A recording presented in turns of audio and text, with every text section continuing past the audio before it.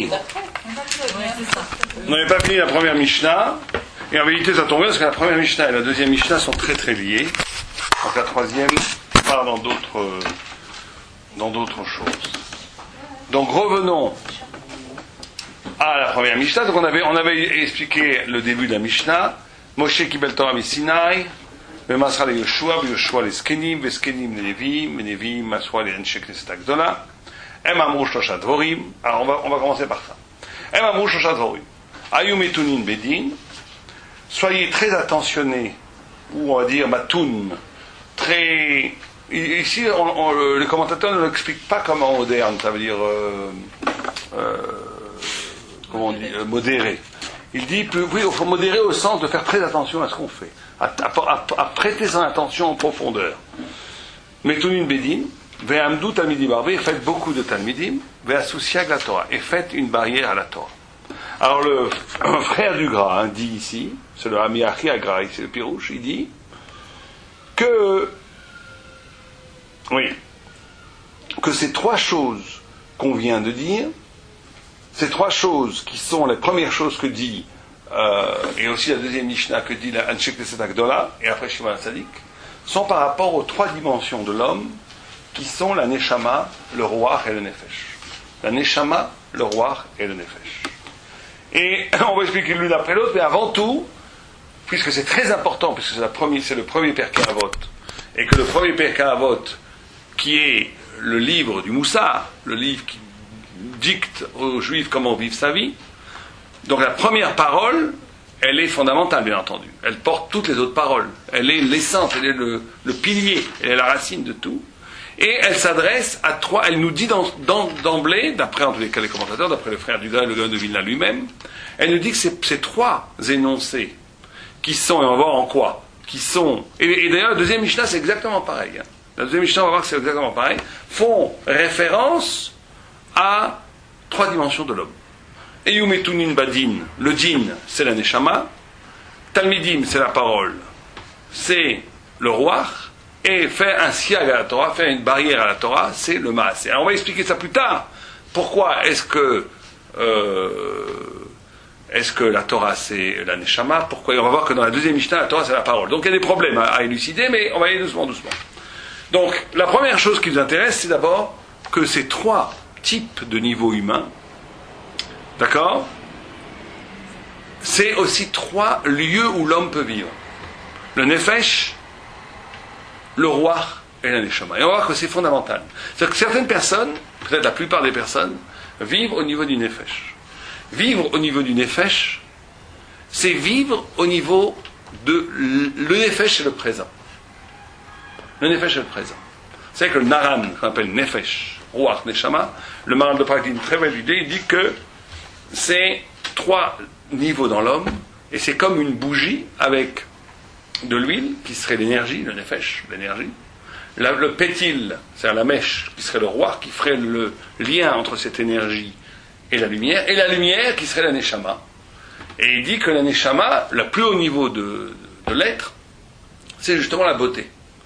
Il dit que la beauté, c'est pour ça qu'il interprète ça de façon extraordinaire, il dit que c'est pour ça qu'il y a une mitzvah de rajouter un tiers du prix pour avoir un beau objet de mitzvah. Pour acheter des tefilines, pour acheter des beaux talit, il faut ajouter un tiers. Parce que la beauté, ce ne serait pas simplement effectivement un masque esthétique comme chez les Goïs ou dans la Grèce pour cacher le lait ou pour cacher la vérité. La beauté serait au contraire la révélation de ce qu'il y a de plus spirituel dans l'homme. Parce que un animal, par exemple, ne sera pas sensible à la beauté. Un animal, il va manger son steak parce qu'il veut le manger. Il va manger la viande parce même un goy, il a besoin de présenter sa nourriture dans une assiette. Il a besoin d'esthétiser la vie. D'esthétiser même la vie organique, la vie la plus basique. Parce que justement, l'homme est rouhani, l'homme est spirituel. Et c'est la beauté qui est le révélateur de cette spiritualité. Le besoin de beauté en toute chose, le besoin d'esthétique en toute chose, c'est ce qui fait que l'homme, c'est ce qui révèle l'homme. Parce que la beauté est le côté éloqui, le côté divin qu'il y a dans l'homme. Il y avait un grand rave qui disait, je ne sais plus comment il s'appelle, qui disait que si vous mettiez un homme, c'est incroyable ce qu'il disait, Il disait que si vous prenez un homme et vous lui enlevez tout sentiment de dignité ou de beauté par rapport à la dignité, il parlait de la dignité, mais on peut le coller à la beauté. Il disait, vous prenez un homme et vous lui enlevez toute notion de beauté, vous le réduisez à l'animalité la plus absolue, il mourra. Il mourra. Il dit, un homme ne peut vivre que parce que, même dans les conditions les plus atroces, même en prison, même dans un cachot, l'homme va prendre une posture esthétique, qui va essayer de conserver une certaine dignité. Si on arrivait, c'est peut-être impossible, parce qu'un homme aura toujours une façon de se positionner où il va garder une certaine noblesse, une certaine beauté, une certaine dignité. Mais si on arrivait par un procédé à enlever à l'homme toute sa dignité, de façon radicale, il mourrait. Comme ça disait ce grand, j'oublie son nom. C'est Rav Shapira, mais je ne suis plus sûr. En tous les cas, j'ai entendu Rav Shapira, mais il le disait au nom d'un Rav, je ne sais plus de quel nom, de Rav Shapira, de Vilna, mais je ne sais plus exactement, un très grand Rav disait ça. Il disait qu'il avait reçu en Kabbalah, en Messora, qu'un homme ne peut... Donc l'homme, le lieu de l'homme, c'est toujours le lieu du divin. L'homme se situe d'emblée, en essence, même s'il est complètement chiloni, ça ne change rien. Son besoin de beauté, son besoin de perfection, son besoin du plus, révèle en vérité la Neshama qu'il y a dans l'homme. C'est la Neshama. Simplement, effectivement, ça c'est de façon subliminale. C'est-à-dire que même un affreux Jojo qui toute la journée mange des pop-corn et regarde la télé, il a une petite part de beauté, mais en vérité il vit dans le Nefesh. Donc certaines personnes vont vouloir vivre dans le Nefesh. C'est un choix, on peut vivre ou au niveau du Nefesh, au niveau du roi, ou au niveau de la Neshama. Et on va expliquer que c'est fondamental ce choix qu'on fait.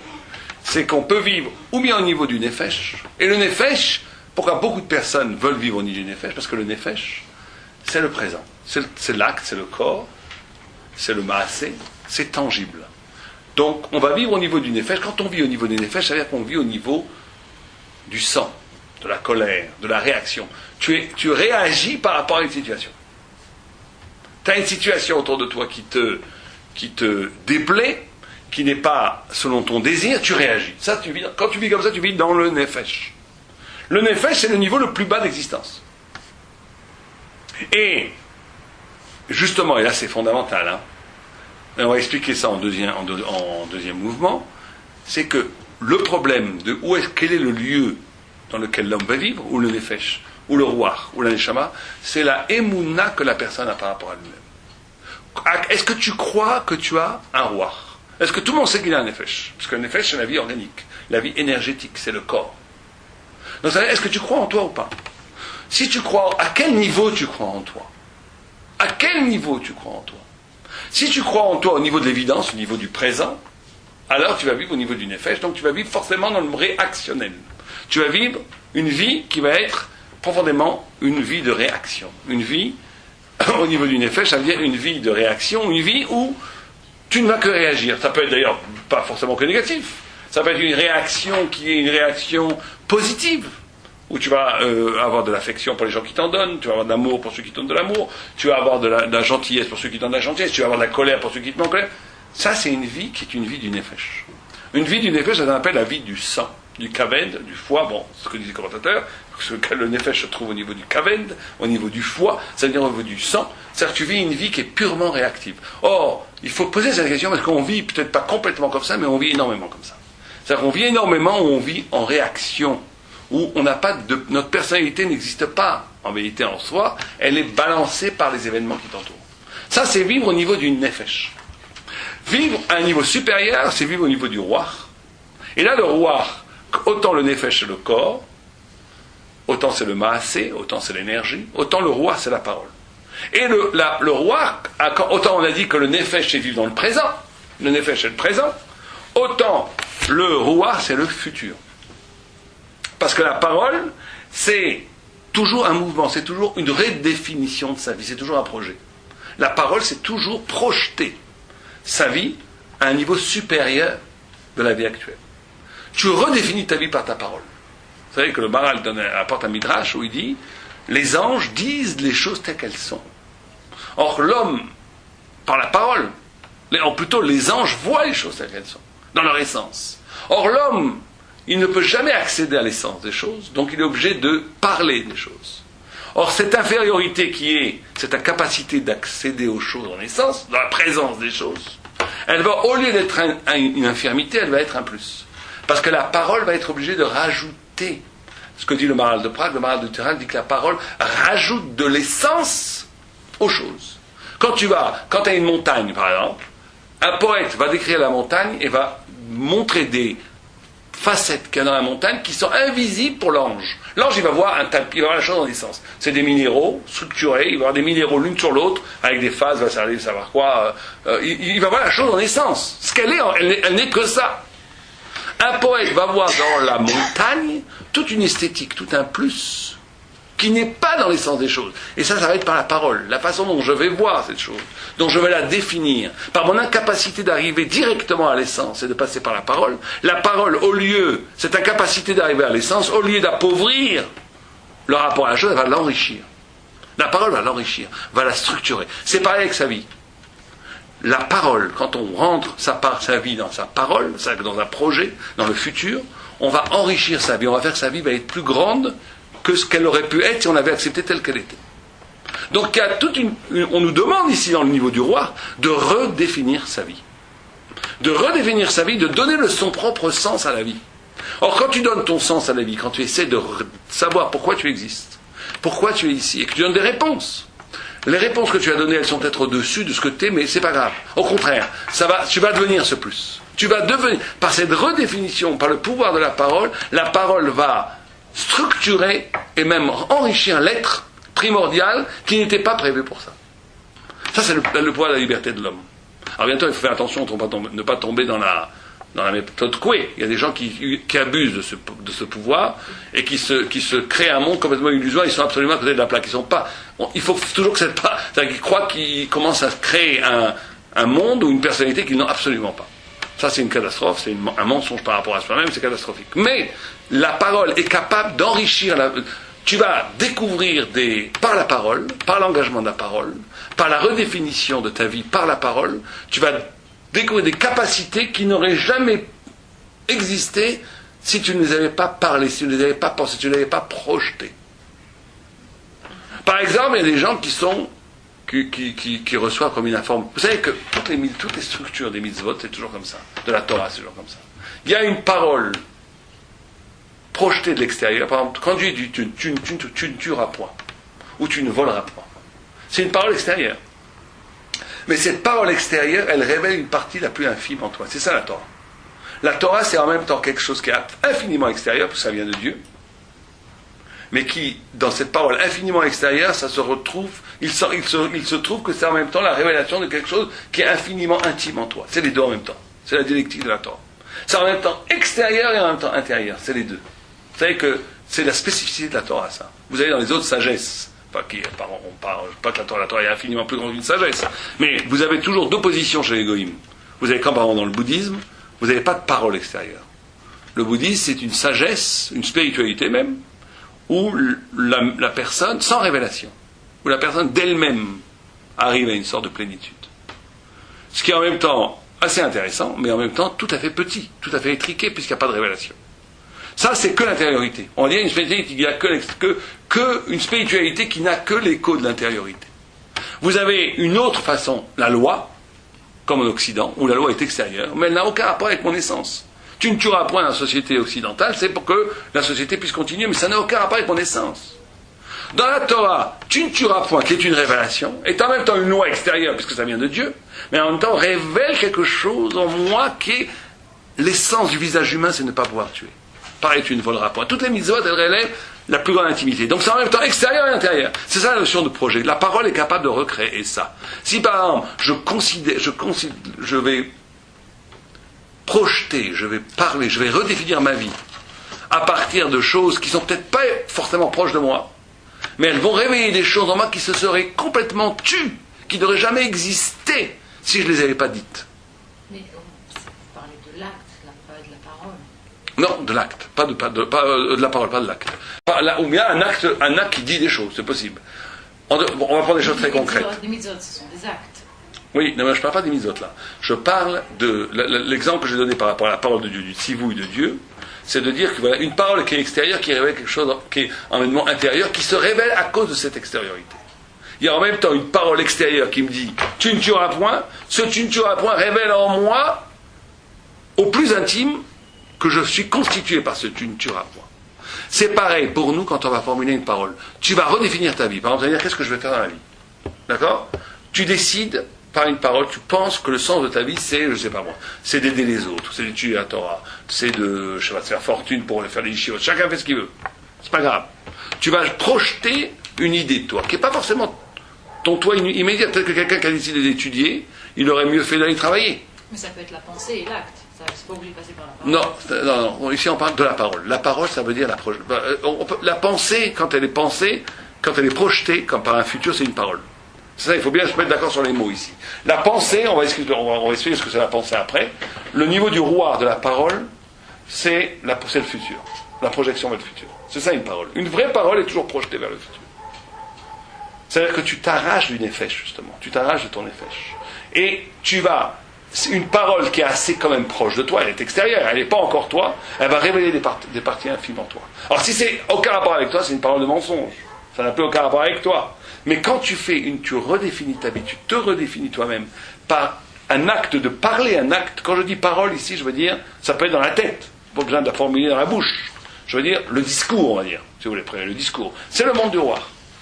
C'est s'arracher du présent pour rentrer dans l'intrigue, dans la grande aventure de pourquoi. C'est redéfinir sa vie, regrandir. C'est pour ça qu'un guerre, il est roi. Un guerre, il est roi parce qu'il s'est arraché du nefesh, un guerre. Un gars, il s'est arraché du nefesh. Il est né dans certains milieux. En se convertissant, il s'est arraché du nefesh. Il est éminemment roi. Il est projet.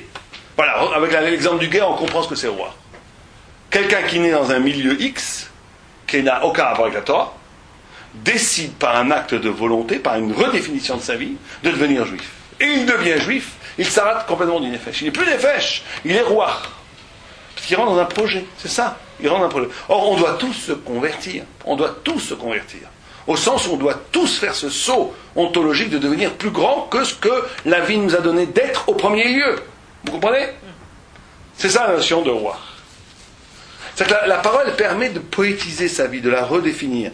Et cette poétisation de la vie va donner une plus grande dimension à la vie. C'est le surplus de la parole. C'est le méhode de la parole. Mais c'est pas lié à la Torah spécialement, ça. C'est pas, si, parce que dès que tu n'es pas dans la Torah, tu es dans le nefesh. Dès que tu n'es pas dans la Torah, tu es dans même, c'est pour ça que j'aime bien m'appuyer sur d'autres formes de spiritualité, parce que tu vois combien elles sont limitées. Celui qui connaît un peu, notamment les spiritualités comme le bouddhisme, l'hindouisme, le brahmisme, des choses comme ça, tu vois comment un homme a poussé au plus loin possible l'expérience de la spiritualité sans révélation, et ça mène pas très loin. Ça amène au mieux à une certaine paix, à un arrachement de ce qu'on appelle le cycle des renaissances et de la souffrance, un certain stoïcisme, où tu t'arraches. Bon, et qu'est-ce qu'il y a après? Et alors? Tu restes toi avec toi-même dans la quiétude et la paix de toi-même. C'est intéressant. C'est intéressant un petit peu. Mais est-ce que c'est comparable à l'immense révélation de Moïse sur le Sinaï? Je veux dire, c'est absolument pas comparable. Par rapport à parce que la Torah, c'est la révélation. Et la révélation de Dieu, c'est l'infini du possible spirituel. Alors que l'homme, quand il est seul avec lui-même, il arrive peut-être à une grandeur, à une beauté. Mais sans compter que toutes ces spiritualités sont très idolâtres. Elles sont restées très liées à l'idolâtrie, aux pratiques folklore et aux idolâtres, ils croient des milliers de dieux. Donc ça, c'est le côté affreux. Mais même si tu prends le bouddhisme épuré, purifié de toutes ces bêtises, même comme ça va vraiment pas loin parce que c'est l'homme limité à lui-même. Donc on est toujours dans le nefesh en vérité, on est encore dans soi. Simplement, on est dans la réaction du sang, on est dans la réaction de soi à soi. On est en cherchant la quiétude de soi à soi. On n'a pas de vraie intrigue, de vrai projet, de projet absolu, il n'y en a pas. On ne peut pas imaginer qu'il y a une projection spirituelle en dehors des mitzvot. Je ne parle pas des il y a c'est ce qui est écrit à la Torah, il y a écrit Chochma Bagoa Ta'amin, c'est le Bagoim Ta'amin, c'est le Perkei Avot, Torah al Ta'amin. Or, ce qui est intéressant, ce qui est remarquable, c'est que le Perkei Avot emploie le mot Ta'amin. Elle ne dit pas Tida Sheyesh Chochma Bagoim et Tida She'en Torah. Ta'amin, Emuna. Comme si, effectivement, ce qu'il y a chez les Goïm, il y a une sorte de Chochma qui peut participer dans Emuna, d'une sorte de spiritualité. Mais tout de suite, la Torah, les sages nous mettent en garde et disent la Torah, c'est une spiritualité radicalement différente. Il y a une rupture ontologique, c'est une différence pas simplement de degré entre la Torah et les autres formes de sagesse. C'est une différence d'essence. D'essence. Alors tu peux retrouver chez les Goïm, effectivement, une sorte de projet. Bien sûr qu'il y a la parole chez les Goïm. chez un juif qui fait pas cette projection dans les autres, qu'il fait. Oui, bien sûr. Le fait d'être roi, c'est de se remettre en question, alors il faut... Ouais, bien sûr, le roi, c'est la parole. Or, la parole, c'est toujours une remise en question. Vous avez raison. C'est le futur. La parole, c'est le futur. La parole, c'est se redéfinir, c'est projeter, c'est repenser. C'est ne pas... Le nefesh, c'est d'accepter les choses telles qu'elles sont. C'est d'être dans la présence des choses, dans la lourdeur des choses. Donc, on a dit, le nefesh, c'est le présent. C'est le corps, c'est l'énergie, c'est l'acte. Ruach, c'est la parole, c'est le futur. Neshama, c'est l'éternité. C'est l'éternité. Neshama, c'est la part éternelle qui est en nous. Ça veut dire qu'on va reprendre pour synthétiser les choses. Pour synthétiser les choses, on a Ruach. J'éteins. On a Nefesh, présent. D'accord ? Vivre dans le présent, vivre dans la réaction, vivre dans le moment. Au mauvais sens du terme, vivre dans le moment. On va voir comment on peut vivre tout ça positivement. On va essayer de voir parce que je vois que le temps passe. Ruach, parole future. Neshama, éternité. La parole, la part d'éternité qu'il y a en nous. Pour ça qu'une Neshama, une pensée, et c'est la pensée. Neshama, c'est la pensée. Une pensée réelle, elle procède toujours de l'infini, de l'éternité. Ça, c'est ce qu'il faut dire, ce qu'on n'arrête pas de dire, ce on n'arrête pas d'écrire contre les philosophes étriqués qui utilisent la pensée au niveau du politique, au niveau de la petitesse, au niveau de la... La pensée, en essence, elle est infinie. La pensée n'est vraiment une pensée que si elle procède de l'infini, de l'éternité. Une pensée est éternelle. Sinon, elle n'est pas pensée. Sinon, elle est acte, ou petite parole, de petite amplitude. Une pensée n'est une véritable pensée, quand on étudie la Gemara, quand on étudie la Torah, on sait ça, elle est pensée que s'il est éternel. Si tu dis une pensée qui est valable que maintenant, que pour quelques jours, quelques années, pendant la mode, c'est pas une pensée. C'est un acte, ou c'est peut-être une parole, mais c'est pas une pensée. Une pensée, elle procède toujours de l'éternité. Parce que c'est le monde qui est au-delà du temps, la pensée. C'est ça une vraie pensée. Une vraie pensée, c'est d'être habité par une idée qui est éternelle. C'est sa pensée. C'est sa pensée. Or, ce que nous disent les sages, et on va voir comment on peut vivre positivement ces trois niveaux, c'est qu'il faut vivre ces trois niveaux. L'homme doit vivre ces trois niveaux. Et que l'homme ne peut vivre ces trois niveaux que s'il a la émouna qu'il a ces trois niveaux. C'est-à-dire qu'il faut croire, encore une fois, il faut croire en soi. Il faut croire qu'on a du nefesh, pas besoin d'y croire, c'est une évidence. Croire qu'on a un roi, c'est déjà plus difficile. De croire qu'on a un vrai devenir. Croire qu'on a un vrai devenir, qu'on a un vrai projet, qu'on est essentiel à la lumière du monde. On a une vocation. Vous savez, comme à la limite, on peut utiliser l'image des goïms, des chevaliers du Moyen-Âge, on est choisi. C'est ça l'élection. Chacun d'entre nous, et on est le peuple élu. On est donc, oui, choisi pour quelque chose. Ça, c'est roi. Troisième, qu'on a une part en nous qui participe de l'éternité, qui est éternelle. Et ça, il faut croire à ça. Et là je vais arrêter une minute sur cette idée des Mouna, de croire en soi, parce que c'est fondamental. Parce qu'il faut bien comprendre que la Emouna, il y a écrit dans le Sifri que Dieu a cru au monde et après qu'il a créé. Qu'il a cru au monde et après qu'il a créé le monde. Ça veut dire quoi, ça? Ça veut dire quoi? Croire au monde et créer le monde. Dieu a besoin de croire. Ça veut dire quoi, croire au monde?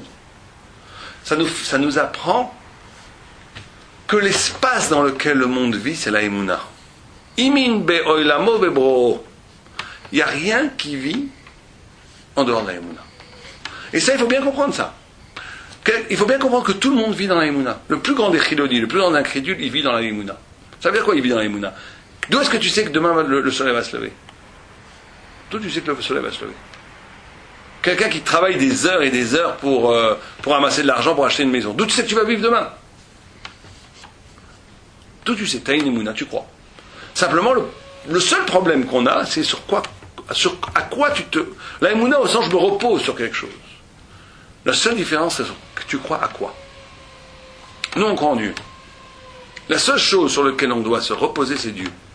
Mais les gens, ils croient à la nature. D'autres... Mais tout le monde a une Emouna. Tu prends l'avion, il faut bien que tu crois que l'avion ne va pas s'écrouler, sinon tu ne le prendrais pas. Tout le monde croit à quelque chose. Le problème, c'est sur quoi tu crois. Ça doit être très clair. Parce que les gens qui disent « moi je crois en rien », c'est des baratineurs, c'est des menteurs. Tout le monde croit. La seule... Je suis athée, Dieu merci. Voilà. La seule, quand quelqu'un m'avait dit « Baruch Hashem, je ne suis pas dati ». suis assez bien. Donc la question, c'est sur quoi on croit. Et cette notion de Emouna, il faut comprendre. Donc, quand on comprend que tout est Emouna, que tout repose sur la Emouna, alors on va essayer de comprendre. On va donner un exemple. Par exemple, c'est Sarah, c'est la paracha, c'est les paroles, on peut en parler. Sarah et Abraham. Vous savez que Abraham, c'est celui qui a amené la conscience de la Emouna sur le monde. Or, qui c'est qui dit ça? J'ai oublié, c'est le Zohar, je crois. C'est le Zohar qui dit ça. C'est dans le Zohar. Le Zohar, il dit que Abraham, c'est Emet, et que Sarah, c'est Emouna. Voilà un exemple de structure. Un couple, le vrai couple, c'est ça. C'est Emet, l'homme, c'est le Emet, et la femme, c'est la Emouna. Le Emet, c'est de dire la vérité. La Emouna, c'est comment tu reçois cette vérité. Comment tu reçois le monde. Comme on a dit, c'est le halal dans lequel la vérité s'exprime, ou dans lequel le monde existe. Or, un couple, c'est toujours ça. Un vrai couple. On va dire couple, homme-femme, c'est évident, mais on peut dire parent-enfant, ou rapport, même humain, entre les gens. Il y a toujours du Emet à Emouna. Emet, Emouna, Emet, Emouna. Tu dis la vérité, elle est reçue de façon absolue. Tu ne dis pas la vérité si elle n'est pas reçue. Sarah, elle a reçu la vérité de Abraham de façon absolue. Elle a reçu avec une Emouna totale. Le couple, la relation du couple, c'est toujours Emet, Emouna. Et c'est pour ça qu'on comprend. On va voir comment c'est lié à notre sujet, c'est fondamental, mais c'est très très important. C'est pour ça qu'il y a cette obsession chez les Havot, toujours, de faire passer leur femme pour leur sœur. Vous verrez, ça s'est passé 2 fois avec Yitzhak, 2 fois avec Abraham, et 1 fois avec Yitzhak. Une fois avec Paro, 1 fois avec Abimelech, et pareil pour Yitzhak. Pourquoi est-ce que tu fais passer ta femme pour ta sœur? C'est évidemment pas pour des petites choses qu'on raconte. Bien sûr, c'est ça, le pshat, il est là. Mais il y a quelque chose, un yesod ici. Si 3 fois la Torah, elle te parle des patriarches qui font passer leur femme pour leur sœur, c'est quelque chose. Alors, il y a l'explication classique de dire, parce qu'effectivement, il y a l'amour entre l'homme et la femme. C'est un amour qui est permis dans l'intimité et qui est interdit en public. L'amour d'entre frères et sœurs, c'est le contraire. C'est un amour qui est permis à l'extériorité, mais il y a l'inceste, c'est interdit. Donc ils ont voulu faire l'unification des 2 amours. Bon, Aaron Kotler, il disait ça, c'est une très belle explication. Mais nous, on va prendre une autre explication, plutôt du Maharal de Prague, qui dit que le mot ach, il vient de la achot en hébreu. La achot, ça veut dire, comment dire en hébreu, tricoter? Non, coudre. Coudre ce qui a été décousu. Rabauder. Coudre ce qui a été décousu. Ça veut dire que c'est ça. Vous comprenez? Vous comprenez ça, ce que ça veut dire? Coudre ce qui a été décousu. Coudre ce qui a été décousu, ça veut dire que quelque chose qui a été décousu, avant, ça faisait une seule et même chose. C'est pas qui a été décousu. Coudre ce qui a été déchiré. Voilà, c'est comme ça pour être exact. Coudre ce qui a été déchiré. Or, une chose qui a été déchirée, c'était une seule et même chose. Une seule et même chose avant. C'est ça que voulaient les pères. Les pères voulaient avoir une relation avec leur femme, de la Emouna et du Emet, et c'est ça la Emouna. C'est de comprendre que l'autre est essentiel à moi. Comme une chose déchirée qu'il s'agit de recoudre. Qu'il n'y a pas de hasard. C'est ce que dit le Rambam. Le Rambam dit, avant la Torah, les gens, ils rencontraient, ils allaient, hop, comme aujourd'hui chez les Goïm, ou chez les Chilonim. Ça veut dire, on se rencontre, on va sous la tente, on vit 6 mois ensemble, maintenant ensemble, et après, quand ça nous intéresse plus, on ne sait pas. Et le Rambam, il dit dans les chouks. Ils rencontraient dans les chouks. Pourquoi le Rambam, il parle de chouks? Pourquoi le Rambam insiste sur le fait qu'ils se rencontraient dans les chouks? Il aurait pu dire ils se rencontraient. Et il dit, la Torah est venue et a institué le mariage, qui est une gdusha, une sainteté. Qu'est-ce qu'il veut nous dire, le Rambam? C'est ça qu'il veut nous dire. C'est très important. Il veut dire que il y avait une modalité du rapport de l'homme et de la femme avant la Torah qui était conjoncturelle. Ça veut dire, effectivement, comme les gens vivent. Je suis marié avec cet homme, pourquoi? Parce que pourquoi pas. Je suis marié avec cette femme, pourquoi? Parce que pourquoi pas. Donc on se marie, pourquoi pas. Vous comprenez? Ouais, de vivre comme ça, on se marie, pourquoi pas. Parce que ça s'est passé comme ça, parce que je l'ai rencontré une fois dans un restaurant et on s'est marié. Ça, c'est complètement accidentel. Puis à la Torah, elle te dit Gdusha. Gdusha, ça veut dire qu'il n'y a pas d'accident. C'est-à-dire qu'essentiellement, c'est ça le rapport d'un couple qu'on doit avoir. Il faut comprendre comment l'autre est la partie essentielle de toi-même. Que c'est essentiel. C'est pas mikri, c'est pas akraï, c'est pas un accident. C'est essentiel. C'est ça la Emouna, le couple. Essentiel, ça veut dire comment l'autre est essentiel à l'intrigue de ta vie. Comment chacun... C'est ça la notion de achot. C'est ça qu'ont voulu faire les pères. Ils ont institué un rapport humain entre Abraham et Sarah, entre Rivka et Yitzhak, qui fait que Yitzhak ne pouvait pas se concevoir sans Rivka. Et Abraham ne pouvait pas se concevoir comme ça, et réciproquement. Sarah ne pouvait pas se concevoir sans Abraham, et Rivka ne pouvait pas se concevoir sans Yitzhak. C'est ça le travail du couple. Comment l'autre est tellement essentiel à ma vie que c'est inconcevable sans lui. Inconcevable. Or, c'est ça qu'on nous demande au niveau de Neshama, Ruach, Nefesh. Ça veut dire que il faut croire à son éternité, pas comme oui, c'est une jolie idée de dire que je suis éternel. C'est pas mal. Pourquoi pas? Après la mort, je vais être éternel. Il faut que ma part de mon éternité, elle soit essentielle à ma vie. Et il faut que la part de mon Ruach, elle soit essentielle à ma vie. Il faut que ça soit essentiel, vous comprenez? Ça, c'est très difficile. Ça, c'est très difficile. C'est très difficile, en d'autres termes, parce que c'est ça la force du Nefesh. La force du Nefesh. Tout le monde, tout l'Occident, tout le monde actuel, il vit grâce à la force du Nefesh. La force du Nefesh, c'est de faire croire que ce qui est en vérité très important, c'est le présent. Ce qui est véritablement, ce qui existe vraiment, c'est le tangible. C'est le sang, c'est la réaction. C'est ce qui existe là. Le reste, c'est bien joli, c'est comme l'égoïsme. C'est bien beau, mais c'est pas le dimanche. Ça veut dire, pourquoi pas, il faut bien un peu de spiritualité dans une société pour qu'une société marche bien. Ça veut dire que tout est lié au Nefesh. Tout est lié à la présence. Même la spiritualité est intégrée dans l'économie générale de la présence. On te dit, l'action, c'est ce qui existe là. Le reste, c'est bien joli, c'est comme l'égoïsme. C'est bien beau, mais c'est pas le dimanche. Ça veut dire, pourquoi pas, il faut bien un peu de spiritualité dans une société pour qu'une société marche bien. Ça veut dire que tout est lié au Nefesh. Tout est lié à la présence. Même la spiritualité est intégrée dans l'économie générale de la présence. On te dit, la Torah te dit exactement le contraire. Tu dois avoir la Emouna. Emouna au sens qu'on vient d'expliquer. Pas la Emouna au sens de la foi chrétienne. La Emouna au sens que c'est intrinsèquement lié à ta vie. Intrinsèquement lié à ta vie. Ou est-ce que, alors c'est ça qu'il faut se poser dans la question. Est-ce que ma part d'éternité, c'est-à-dire là où je suis éternel, là où je vais rester le même, on va voir ce que c'est, on va essayer d'expliquer un petit peu, mais cette part d'éternité qui ne mourra pas après la mort, cette part de moi qui est éternelle, est-ce qu'on on va expliquer dans ce que ça veut dire, cette partie-là. Est-ce qu'elle est importante pour moi? C'est pas évident qu'elle soit importante pour moi. Pas du tout évident. Et c'est pas non plus évident que le roi soit important pour moi. Même ça. Est-ce que le sens de ma vie m'importe autant que ça? Peut-être c'est pas très important. Le Nefesh, c'est sûr que c'est important. Tout le monde a besoin de Nefesh, tout le monde a besoin d'argent, tout le monde a besoin d'affection, tout le monde a besoin d'amour, tout le monde a besoin de réagir et de vivre dans le monde réel du sang et de la réaction. Ça, il n'y a pas besoin d'Emouna pour ça. Mais le roi et la Neshama, il faut une Emouna. Il faut croire en soi. Au niveau de croire en soi, à ces niveaux-là, ça veut dire... Voilà. Iou Mitun Bedin. Qui a doua chez Adam, ce que je vous ai lu, je vous lis le gras, enfin le frère du gras.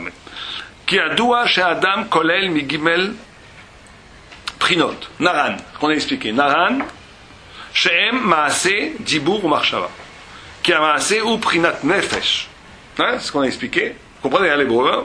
מעשה ובחינת כמו שכתוב הנפשות העושות והנפש אשר תעשה והדיבור הוא בחינת רוח כמו שכתוב רוח השם דיבר בו וברוח שפתיו ומחשבה הוא בחינת נשמה וצריך האדם לתקן כל ג' בחינות אלו וזה מה שכתוב כאן היו מתונין בדים ונגד המחשבה דהיינו להעמיק ולעיין בעומק מחשבתו לעמוק של ההלכה להוציא דין לאמיתו. Donc ici, le Gras nous dit l'éternité se vérifie chez nous dans l'étude de la Torah, dans la pensée de la Torah. Est-ce qu'on est capable de formuler une pensée divine? Et encore plus que ça, ce que disent les autres commentateurs, est-ce que c'est là où on vérifie, est-ce qu'on est proche de notre Neshama ou pas? Est-ce qu'on est intéressé par la vérité? Quand je dis intéressé par la vérité, ça veut dire intéressé par la vérité au niveau où elle est essentielle à ma vie. Qu'une vie sans recherche de la vérité, pour moi, n'a aucun intérêt.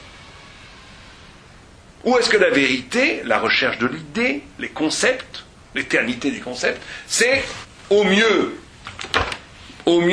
un passe-temps, on va dire plus qu'on est trop méchant qu'on dit passe-temps, on va dire au mieux, c'est intéressant, les gens vont dire. Pourquoi pas, il faut aussi penser dans la vie. Et au pire, un produit culturel. Donc ça c'est la première, et je dis qu'il faut être sérieux dans ce genre d'histoire, il faut se poser la question, parce que c'est pas évident pour chacun, en tous les cas pour tous, je pense que tout le monde est confronté à ce problème. Tout le monde est confronté à un moment donné où le monde des idées, le monde de la vérité, est relativement important. Personne, surtout dans le monde de la Torah, n'est complètement étranger, complètement indifférent au monde de la Torah, au monde de l'idée. Mais on a une tendance naturelle à dire, bon, c'est bien beau tout ça, mais la vie de tous les jours, c'est quand même plus important. Et ça, c'est le grand piège. Ça, c'est d'enterrer son éternité. C'est ne pas croire en soi. C'est ne pas croire à son éternité. C'est ne pas croire à sa grandeur. C'est ne pas croire à son éternité, pas shoot. C'est de se vendre pour quelques sous. C'est de se vendre pour pas grand-chose. Et donc, la question qu'on doit se poser, le tikkun, qu'on appelle le tikkun du Gaon, c'est de faire corps au niveau d'Aïmouna, que la pensée, les problématiques de la Torah, la recherche de la vérité de la Torah. Chacun de sa façon, c'est pas important ça. Une femme, bien entendu, ne va pas le faire de la même façon qu'un homme. Mais en tous les cas, que le souci de la vérité, le souci de savoir ce que Dieu y veut de moi, le souci d'avoir un rapport quelconque avec l'éternité de la pensée, elle soit intrinsèquement liée à ma vie. Ça, c'est la deuxième chose. Après, on te dit d'enseignement, il dit, alors c'est ça, Iyumitunin Bedin, c'est ça. Le dit, Vamidou Talmidi Marbe, il dit, les Taken, Tridat Adibur. Kima Talmidim, Yefshal Ilmod Rak Bedibur. La deuxième dimension, c'est la parole. Et là, ce qui est intéressant, c'est que la parole est connectée avec cette part d'éternité par l'enseignement. La façon de faire le tikkun de la parole, c'est l'enseignement. Alors, l'enseignement, ça aussi, il faut essayer de voir est-ce qu'on l'exerce dans la vie. L'enseignement, ça peut être la façon dont je parle dans la rue à mon marchand de légumes. Est-ce que je vais essayer de lui faire passer un Kiddush Hashem ou lui faire passer une petite parole de Torah? Utiliser la parole, parce que la parole, elle est tout le temps médiative. La parole, c'est toujours avec les autres. La parole, c'est toujours révéler. C'est toujours parler à l'autre. Donc, pour ça, avec les Talmuds, il y a un niveau d'enseignement au Talmud qui est encore plus haut, qui est chez les kabbalistes, où ça s'appelle l'enseignement au-delà des Écritures, où tu enseignes à la personne au-delà des mots. Au-delà des mots, mais ça c'est très, c'est le plus haut niveau, c'est quand le maître est capable d'enseigner à son Talmud sans aucune parole, et il comprend le Talmud. Et il sourit, et le sourire est le signe qu'il a compris. Ça c'est le plus haut niveau. Mais en tous les cas, le niveau normatif, le niveau normal pour enseigner, c'est la parole. Et le deuxième qui dit Siag la Torah, faire Siag la Torah, ça, c'est Keneged, il dit le gras, Keneged Olam Amaase. Ou Prinat Amaase. Alors ça c'est intéressant de dire. Pourquoi est-ce que Siag la Torah, faire une barrière à la Torah, c'est la façon de metaken le nefesh? Alors ça, les commentateurs disent une chose très intéressante. Ils disent parce qu'un acte des metukan que s'il est retenu. Un acte, Siag la Torah, c'est la notion de retenir, de barrière. C'est qu'un acte, au niveau du nefesh, on parle de manger, de tous les actes biologiques. Comment tu arrives à faire le tikkun du nefesh par la retenue? Un acte qui est retenu, il montre qu'il n'est pas isolé. Il montre que le nefesh n'est pas isolé, qu'il est lié à quelque chose qui est plus haut. La retenue, la pudeur. C'est pour ça qu'il y a une beauté dans la retenue. Dans la retenue, quand quelqu'un il mange, il se baffre en mangeant comme un oie, c'est moche. Pourquoi c'est moche? Pourquoi il a très faim, laisse-le manger? C'est qu'il n'y a pas de retenue. C'est-à-dire qu'il n'est que nefesh à ce moment-là.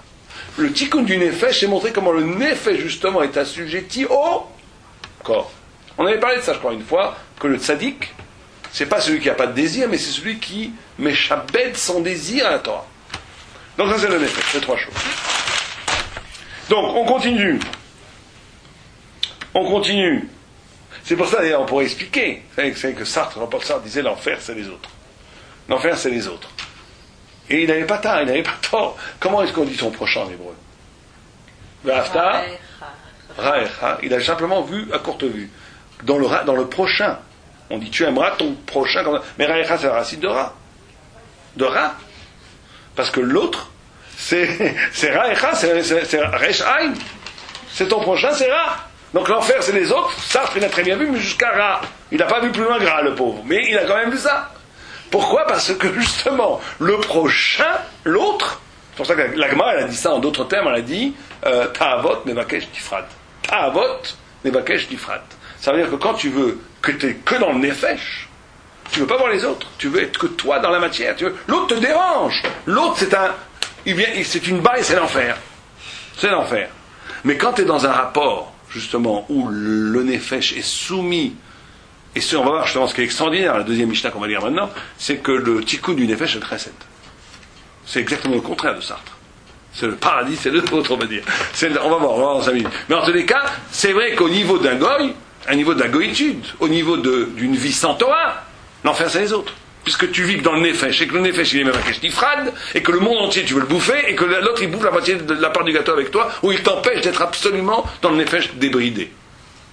Vous comprenez? Donc cette retenue elle est essentielle pour s'arracher justement à cette violence du nefesh. Cette retenue elle montre que le nefesh lui-même procède de quelque chose de plus élevé que le roi et la neshama.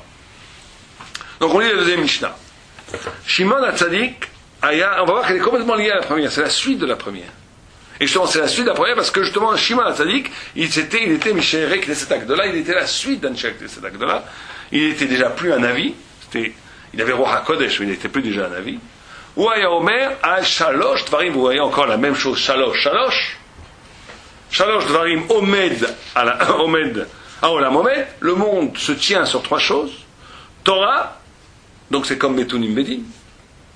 Ve'al Avoda, Ve'al Gimut Hasadim.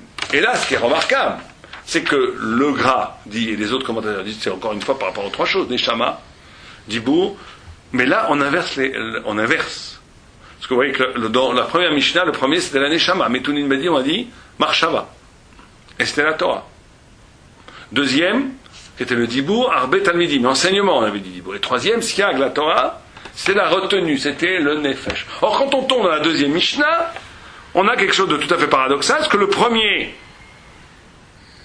c'est la Torah, et la Torah ici, d'accord, c'est la parole. Tous les commentateurs disent c'est la parole. C'est pas la marshava. Et que la avoda, qui est le korban, et la tfila, devient la marshava. Et que le troisième, qui est le chesed, c'est par rapport au nefesh. Or, on vient de dire que le nefesh, c'était quelque chose qui ne voulait que lui. Les d'Afka, on dit chesed. Donc, il y a ces petites questions à comprendre. Pourquoi est-ce qu'ici, le dibour est avant la marshava, si vous préférez. Dans la première Mishnah, la marshava était avant le dibour. Et alors, c'est logique, puisque c'est Naran. C'est Neshama, Ruach, Nefesh. De haut en bas, ou Nefesh, Ruach, Nefesh. Puis, on met le Ruach avant tout. Dans la deuxième Mishnah, on met le Ruach avant tout, on met la Torah avant tout. Alors là, c'est très simple. Pourquoi? Parce que c'est ça qu'il faut bien comprendre. C'est que la Neshama, elle ne change jamais. La Neshama, elle ne change jamais. La Neshama, elle est éternelle, elle est ce qu'elle est, elle ne changera pas. Vous avez une Neshama, vous pouvez accoucher d'une autre Neshama, mais c'est encore une autre histoire. Ça s'appelle Ibur Neshama. Mais ça, c'est la Neshama que vous avez en tous les cas aujourd'hui, elle ne changera pas, ce sera la même. Avant la mort, pendant la vie, après la mort. La chose qui change, c'est le roi. Le roi, c'est le lieu de la liberté. C'est le lieu de la liberté. Et le roi, c'est ta personnalité. En réalité, quelqu'un est roi. Tu vois quelqu'un par rapport à son roi. La Neshama de quelqu'un, il faut qu'il soit très pur déjà pour pouvoir voir sa Neshama. Pour voir la Neshama de quelqu'un, c'est un haut niveau d'abord de pouvoir voir les Neshamot, mais il faut déjà que la personne qui est elle-même vue, regardée, il faut qu'elle ait un assez haut niveau. La plupart des gens, on ne voit pas leur Neshamot. On voit leur roi. On voit la façon dont ils vivent leur vie, dont la façon dont ils redéfinissent leur vie, dont ils parlent leur vie, dont ils créent leur vie, dont ils donnent du sens ou du non-sens à leur vie. Et on voit le roi. Le roi, c'est le lieu de la liberté. C'est le lieu de la liberté. C'est pour ça que ça change. Or, c'est ce qu'on nous dit. C'est-à-dire au niveau ontologique, c'est-à-dire au niveau essentiel. La Neshama est plus haut et plus importante que le roi, et le roi plus que le Nefesh. Mais au niveau de l'existence, pas au niveau de l'essence, le roi est primordial. Parce que c'est le roi qui va, le monde, et c'est plus que ça même. Le monde, la Torah dit le monde, dit la vérité de l'être. Il faut bien comprendre que c'est ça le sens de la Torah. La Torah dit la vérité du monde. La Torah révèle la vérité du monde. Et chacun a le devoir de révéler la vérité du monde à partir de sa propre lumière. Chacun a une lumière, chacun a une façon de dire la Torah. Chacun a une façon de dire la vérité du monde. Et ça, c'est la première. Au niveau de l'existence, le roi est avant tout. Au niveau de l'existence, la Torah, la parole, la définition, la Torah là pour laisser apparaître le sens, la vérité de l'être, il est primordial par rapport à tout. Même par rapport à la Neshama. Parce que tu as été créé pour ça. Tu n'as pas été créé pour une Neshama, la Neshama tu l'avais avant. Tu as été créé pour que tu sois libre de faire de créer une parole. De créer une parole, quand je dis une parole encore une fois, c'est une parole, ça veut dire un discours, c'est-à-dire le sens non seulement de ta propre vie, mais de la vie des autres, et si t'es un grand sadique, de la vie même de l'univers. Ta vie, le discours que porte ta vie, ta parole, ce que tu vas, ta liberté, c'est ce qui va définir non seulement le sens de ta vie, mais le sens de la vie des autres et le sens de l'univers entier. Donc ça, c'est le plus important pour tout au niveau de l'existence. Au niveau de l'essence, avec un neshama, c'est infiniment plus grand, un neshama, c'est l'éternel. C'est l'éternité. Mais au niveau de l'existence, là où tu vas avoir le plus à faire, c'est au niveau du roi. Au niveau de la parole. C'est pour ça qu'elle vient en premier. Et c'est ce que dit d'ailleurs. C'est ce que dit le Maharal. Le Maharal, il dit une chose extraordinaire, le Maharal. Il dit, et ça c'est une idée très qu'on ne retrouve pas dans la philosophie, et qui est une idée très très forte. Il dit que les choses n'existent que parce qu'elles ont du bon. Le tov. C'est le tov qui fait que les choses existent. Le tov. Il dit qu'une chose n'existe, alors c'est assez difficile, parce que il dit sans tov, quelque chose ne peut pas exister. J'avais un problème, où est-ce qu'on peut trouver du tov à Hitler? Alors, bon, ça c'est un problème à lequel il faut réfléchir. Mais il dit une chose n'existe que si elle a du tov. Donc, le tov, c'est le kium. Lui, il dit que le tov, que le néant, c'est le mal. Que quelque chose qui serait absolument mal ne pourrait pas exister. Chaque chose n'existe que parce qu'elle a un côté de tov. C'est ça qui donne le kium aux choses, le tov. Il dit que ces trois choses-là dont on parle, c'est trois rapports. Un rapport à soi-même, qui est la Torah, un rapport à Dieu, qui est la Avoda, et un rapport aux autres, qui est le Chesed. Et il dit que c'est les trois rapports à Tov. C'est les trois rapports fondamentaux à Tov. C'est pour ça que le monde, il le omet sur ces trois choses-là, parce que ces trois choses-là sont le Tov, l'existence, le Tov en termes d'existence, de Kiyum. Et le Maboul, par exemple, ont transgressé ces trois choses-là, le monde a été anéanti. C'est les trois choses sur lesquelles tout repose. Tout repose. On va les voir rapidement une par une. On a déjà vu la Torah. Pensez aussi, pour bien comprendre combien le début du Père Kavod va au fondement des choses. C'est-à-dire que les trois avérodes dans lesquels on doit mourir sont par rapport à ces trois choses-là. Le tov par rapport à soi-même, le tov par rapport à l'autre, et le tov par rapport à Dieu. L'avoda zara, c'est le contraire de l'avoda Hashem. Le contraire de l'avoda. Le Shfirut Damim, c'est par rapport à... Non, le Shfirut Damim, ouais, c'est par rapport au contraire du Chesed. Et le contraire de la Torah, c'est quoi Arayot? Ça, c'est intéressant. Pourquoi est-ce que la Torah, c'est quoi Arayot, les actes sexuels interdits, sont le contraire de la Torah. On comprend ouais. On comprend très bien que le meurtre soit le contraire du Chesed. On comprend très bien qu'Avodah Zara soit le contraire d'Avodat Hashem. On comprend. Mais en quoi est-ce que Arayot, ça serait le contraire de la Torah? Parce que justement, la Torah, c'est là. La Torah, on parle de soi. Hein? L'Avodah Zara, c'est par rapport à Dieu. Et Avodat Hashem, c'est par rapport à Dieu. Chesed, c'est par rapport à l'autre. Et meurtre, c'est l'anti-Chesed de l'autre. Et la Torah, c'est par rapport à la Torah te construit. La Torah donne ton éternité. Or, la Torah est quelque chose, justement, qui est sechel, qui est sirli, qui est au-delà du chomer. De tomber dans les harayot, c'est de se définir soi-même que dans l'humanité du chomer. C'est pour ça que c'est le contraire de la Torah. C'est le chomer. C'est le chomer. C'est-à-dire de se définir que par rapport au désir, au lieu de se définir par rapport à l'esprit détaché de la Torah. C'est pour ça que la harayot, c'est le contraire de la Torah. C'est pour ça. Et c'est trois choses qui font ça vaut plus le coup de vivre, on va dire. Ça vaut plus le coup de vivre c'est la limite même de l'existence. C'est la limite même de l'existence. Donc la avoda. Alors là, il faut comprendre cette notion de prière, justement. Pourquoi est-ce qu'ici... Ouais. C'est que... alors cette notion de prière, la avoda. Alors ils disent, le Gaon, il dit la avoda, c'est parce que la avoda dans le Beth Amikdash, ça dépendait de la marshava du Kohen, c'est marshava. Mais c'est aussi parce que la prière est kula marshava. Et là, il faut bien comprendre que ce travail de... Donc la Torah, on reprend le Maharal ici, c'est trois choses qu'on nous dit, que le Olam il est Omed, nous on est Omed, la Torah c'est pour te construire toi-même, la prière c'est ton lien à Dieu, le Chesed c'est ton lien aux autres. Et donc la prière, il faut faire juste un petit mot ici, très très important pour la prière.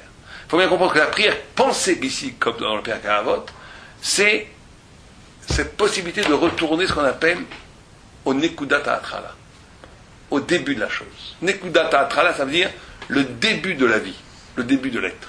Et vous savez que la prière qu'on fait tous les jours, on ne fait pas 3 fois la même prière dans la journée. On fait 3 prières. Shacharit, Mincha, Arvit.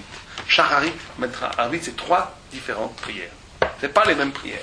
3 différentes prières. Le Shacharit, c'est le matin, c'est Chesed, c'est Abraham.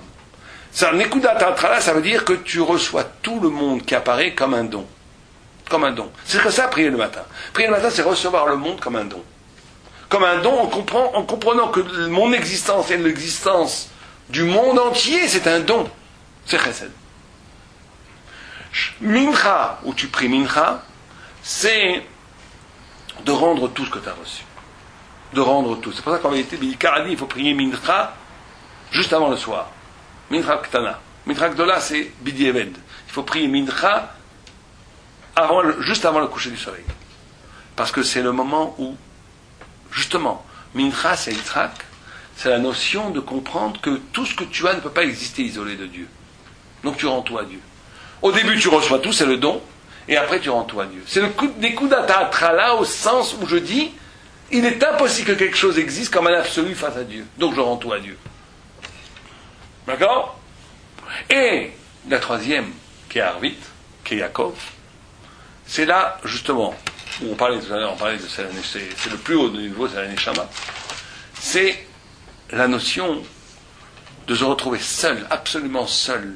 Parce que vous savez, quand on dit que Yaakov s'est retrouvé seul le soir, et Yivga, où il a prié, il s'est retrouvé seul. Et Yivater, Yaakov, Levado, le Jvar, l'éloge qu'on fait à Yaakov d'être resté seul, c'est qu'à ce moment-là, il ressemble à Dieu.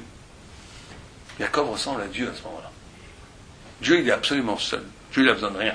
Dieu, il existe de façon absolue. Il n'a pas besoin de rien du tout. Or, l'homme, le grand sadique, le tzaddik, c'est la part d'éternité qui est en nous, dont je vous parlais tout à l'heure.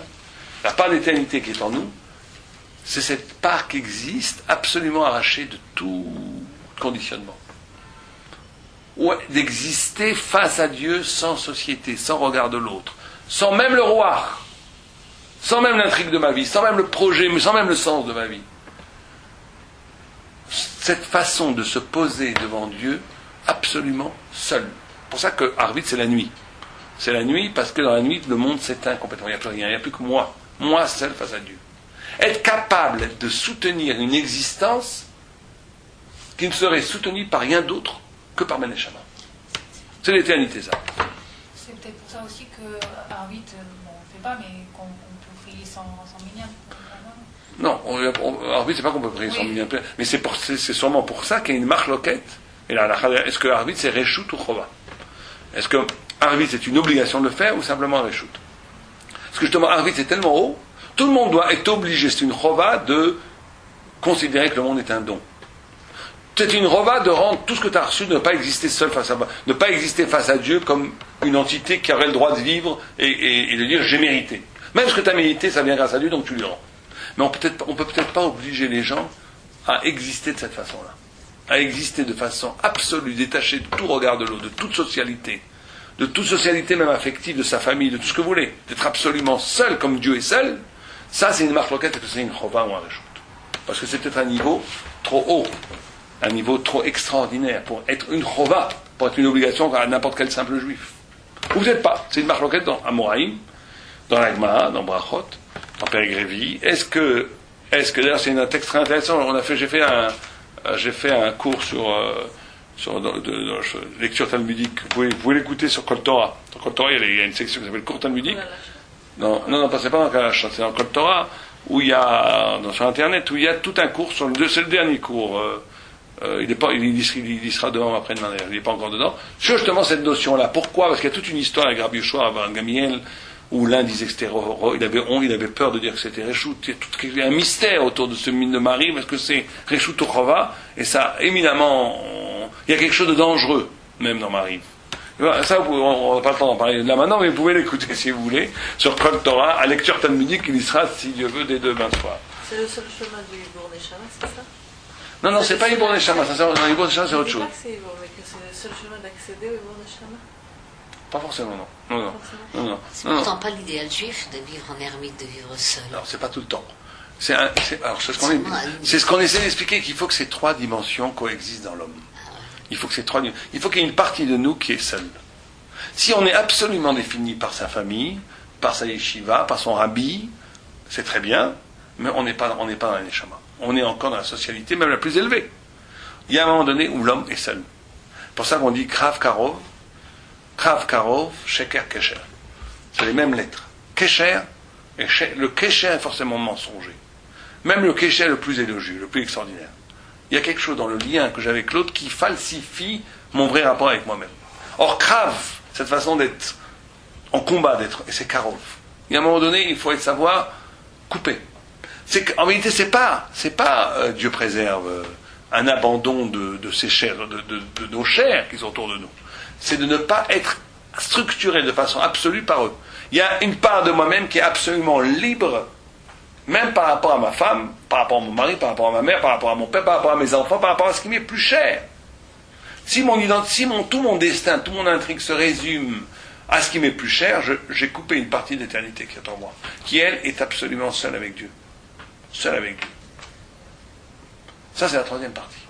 Vous voyez comme c'est compliqué, parce qu'on a dit il y a 5 minutes que c'est que l'autre est une partie essentielle de moi. Et d'un autre côté, on nous dit, mais ça va bien entendu ensemble. Parce que l'autre est une partie essentielle de moi. Bien entendu, il est essentiel, c'est vital à moi. Mais ça n'épuise pas toutes mes dimensions de moi. Il y a une dimension en moi où c'est vital au niveau du roi. Absolument vital au niveau de mon intrigue. Ça oui. Ma femme, mon époux, doit être vital. C'est pas anecdotique par rapport à tout ce que je dois créer, au sens de ma vie. Mais au niveau de mon essence, j'ai une essence qui n'a aucun rapport avec tout ça. Une essence qui est absolument libre, même par rapport à tout ça. Donc il y a les deux. Il y a les deux en même temps. Il y a ces trois. Et d'ailleurs, ces trois dimensions, c'est aussi, on les retrouve dans Abraham, Isaac, Jacob.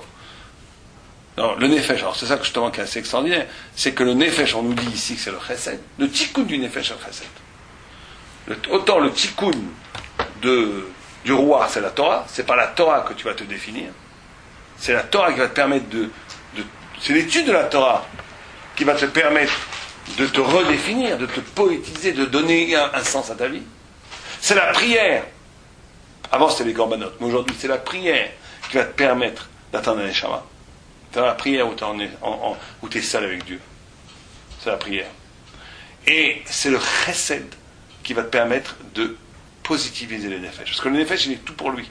Quand tu lui donnes, quand le nefesh donne aux autres, alors le nefesh résonne d'une dimension qui n'est absolument pas lui. Et donc ça sanctifie le nefesh. C'est comme ça, c'est ces trois niveaux-là. Et ces trois niveaux-là, on les voit d'ailleurs complètement dans c'est pour ça que c'est dès le début du Pirkei Avot, c'est les trois fondements du monde, puisqu'on voit qu'Abraham, c'est chesed, et c'est l'acte. C'est pas qu'il n'y avait pas de Torah et de personne, mais c'est le nefesh. On voit qu'Yitzhak, c'était Avoda, c'était la Avoda, c'était la Neshama, c'est pour ça qu'il s'appelle Yitzhak. Ketzrai, il a vécu, il était une Neshama de son corps, puisqu'on dit qu'il était pareil après la mort. Alors, vivant, il était comme après la mort. C'est la seule personne que Dieu appelle El Paraditzhak, du son vivant, Eloké Yitzhak. Parce qu'il est une Neshama, il est une dimension Neshama. Il est Avoda, c'est une Avoda. La Kalat Yitzhak en a fait une Avoda, un Korban. Et Yaakov, c'est la Torah, depuis sa jeunesse. Il n'aura pas à Chachavoi. Il s'assoit dans les tentes. C'est la Torah. C'est lui qui a reçu la Torah. C'est Pesrout Yaakov qu'on a reçu la Torah. Yaakov, c'est la Torah. C'est le Dibour, c'est la vraie parole. Et donc ces trois dimensions-là sont ontologiquement liées à tous les strates de la Torah. Aussi bien dans l'histoire des patriarches, aussi bien dans les mitzvot, qui sont structurés en trois, l'étude de la Torah, chesed, prière, avoda. C'est la structure, c'est la clé. C'est la clé philosophale de l'existence juive, ces trois choses-là. Et donc, il faut tous les jours se poser la question, tous les jours, un travail de Moussa à faire, est-ce que ces trois dimensions qui sont l'essence même de l'être juif, est-ce que je sais les vivre en moi? Est-ce que je les fais vivre en moi? Est-ce que j'ai la émouna de mon éternité? Est-ce que je donne du sens à ma vie? Est-ce que je sanctifie mon nefesh en faisant du chesed? C'est les trois choses qu'on doit se poser les questions tous les jours. Voilà, est-ce qu'il y a des questions? On est vraiment exact, 1 heure pile. Abraham, c'est le chesed et aussi le Non, Abraham, c'est Jacob, c'est le Hémet. Mais tout à l'heure, vous avez dit Abraham, c'est le Hémet et Sarah, c'est... Ah oui, non, mais ça, c'est la structure de tout couple. Ouais, l'homme et la femme. C'est celui qui a innové ça. Bien sûr, mais ça, il faut faire très attention, parce qu'Abraham, il avait la Torah. Abraham, il avait la tfila, c'est lui qui avait Shahari. Mais on parle ici de l'essence. Ça, l'intrigue. Voilà, l'intrigue, c'est ça. Quand on parle toujours de l'intrigue d'Abraham, c'est le chesed. Il a été créé pour le chesed. Maintenant, quand je suis créé pour le chesed, ça ne veut pas dire que j'étudie pas. Ça ne veut pas dire que je prie pas. Mais il a été créé pour le chesed. L'intrigue de Yitzhak, c'est Avoda, c'est la prière, c'est la neshama. Ça ne veut pas dire qu'il n'étudie pas, ça ne veut pas dire qu'il rigole pas. Ça veut dire qu'il ne fait pas de chesed. Mais c'est son intrigue. Il a été créé pour ça. Et Jacob, il a été créé pour le dibour, pour la Torah. Chacun doit trouver son intrigue. Ça, c'est très important. C'est comme une énigme policière. Pourquoi j'ai été créé? Vous savez ce que dit le Chazon Ish? Il a une image, il écrit de façon extraordinaire. Il a une écriture extraordinaire. Il a, genre au-delà de la Kedusha et de la Torah, son style littéraire est fabuleux. Il y a beaucoup de chilonimes qui sont passionnés par l'écriture du Chazon Ish. Il faut lire Emouna Bitachon, comment ça écrit, c'est extraordinaire. Ça ressemble beaucoup à l'écriture d'Avdil Ben Tamel et Kadosh, je dis.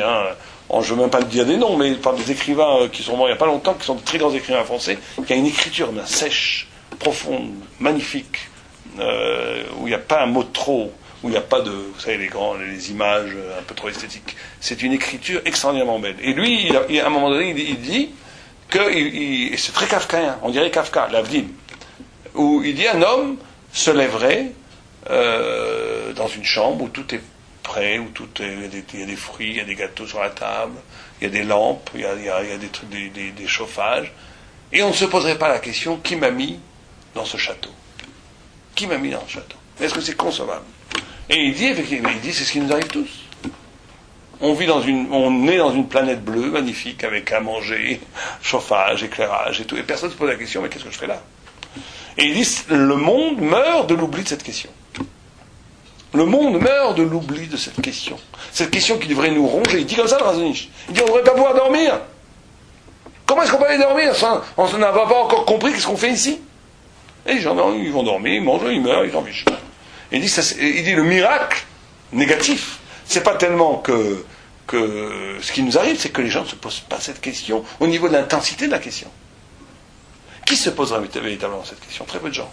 Et même nous-mêmes, est-ce qu'on se pose vraiment cette question? Véritablement, ça nous empêche de dormir? Pas vraiment. Et donc, mais il faut commencer à se poser cette question. Il faut commencer à se poser ces questions. Et c'est en se posant ces questions, et quand on devient vivant véritablement. Et ça, on se passe les posant qu'on se tue, qu'on s'enterre. Voilà, est-ce qu'il y a des questions? On va dépasser l'heure, là, 1 heure 2 minutes. C'est le rage au final, ça c'est En fait, on doit se demander qu'est-ce qu'on doit réparer. C'est ça. Oui, ça c'est une notion kabbalistique, la notion de tikkun. Mais avant même la réparation, la notion même de réparation, il faut comprendre, elle existe avec la Kabbalah, le tikkun et tout. Il faut se demander, avant tout, qu'est-ce que Dieu veut de moi? On a tous une tendance forcément, où on est tous forcément beaucoup plus qu'un des trois trucs. Ah oui. Ah oui, on est tous au neshama, au nefesh, au roi. Notre neshama, on est... Hein? À la naissance, oui. Il y a des gens... Non, il y a des gens qui naissent neshama. Ah oui? Ah, bien sûr. Il peut les hommes? Oui, bien sûr. Comment on le remarque? Il y a des gens qui perdent leur neshama. Alors, allez-nous. C'est très rare. On sait pas. Et il y en a qui, ce qu'on appelle le contraire. Mais en tous les cas, c'est très rare. Non, Ibour neshama, c'est rare. Le perd sa neshama, quelqu'un qui mange du cochon toute la journée, qui regarde des films, il perd sa neshama. Il y a le gars... Pas des neshama, peut-être. C'est bien sûr que si. Le Harizal, il voyait les gens qui perdaient leur neshama. Il dirait que cette personne n'était pas, et on parle de gens religieux pourtant, il ne pouvait pas entendre dans un minyan. Il savait que ce minyan ne valait rien, parce qu'il y avait une ou deux personnes qui n'avaient pas de neshama, qui avaient perdu leur neshama. On n'a pas le Harizal pour le dire. Bon, on n'a pas, bien sûr que non. Mais, bien sûr que non. Ah, merci, il y a 50 cadis alors. Bien sûr que non, mais c'est évident qu'il y a des grandes différences ontologiques des êtres. Il y a des gens qui sont des grandes neshamot, et il y a des gens qui sont des petits nefesh. Alors nous, on va pas commencer à juger les gens, on ne sait pas. Mais il y a des gens qui sont des grandes neshamot. Il y a des ontologiques, il y a des gens qui valent. La Gemara, elle dit, Mi'amar chez Damrat Samik Tfe Midamo. Quand il y a une fois quelqu'un qui est venu voir Rava, il a dit une grosse brute, un goy, me demande de tuer un juif, sinon il me tue. J'ai le droit de tuer le juif ou pas? Il lui dit, qui te dit que ton sang est plus rouge que le sien? Tu n'as pas le droit de le tuer. On apprend de là une des trois avérotes qu'on n'a pas le droit de faire au prix de la mort. Si on te dit de tuer quelqu'un, tu te laisses tuer, tu ne tues pas quelqu'un.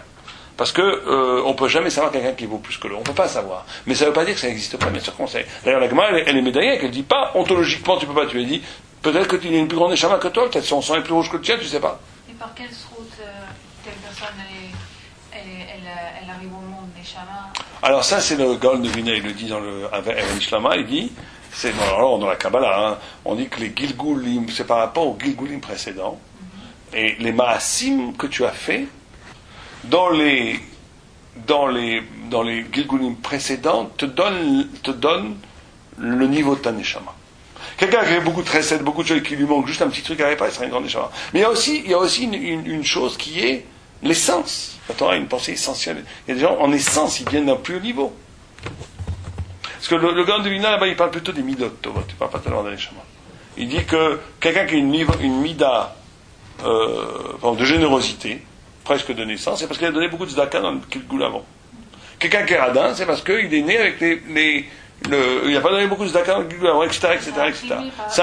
Des actes, les actes dans le Gilgul précédent deviennent essence midot dans le Gilgul, et tu dois faire le tikkun de ces midot. Comme ça que le Gaon de Vilna explique. Mais il ne parle pas d'un neshama, peut-être qu'il ne parle pas d'un neshama. Un neshama, il faut considérer qu'il y a des neshamas plus grandes que l'autre parce que il y a des niveaux dans le corps humain. Adam Arishon, avec toutes les neshamot, il y avait des niveaux. Il y a des niveaux. Mais c'est pas important. Un petit nefesh qui fait son travail, il vaut 1000 fois plus qu'un neshama qui est un grand neshama qui ne fait pas son boulot. L'important, c'est d'arriver à trouver l'intrigue et à trouver le sens et de tout faire les Shem Shamaim. C'est le plus important. Quand on commence à faire les choses des Shem Shamaim, tout est magnifique. C'est pas important d'être neshama, nefesh, ruach. Ce qui est important, c'est de metaken son neshama. Parce qu'en vérité, il y a toujours, dans chaque homme, un neshama, nefesh, ruach. On est bien d'accord. Hein. Simplement, est-ce que la neshama d'une personne, elle est niveau par rapport à Adam Arishon de nefesh, ruach ou neshama? C'est ça qu'on parle. Bien, on rentre dans la Kabbalah, il s'est tombé. On en parlera une autre fois. Kol Tov, à très bientôt.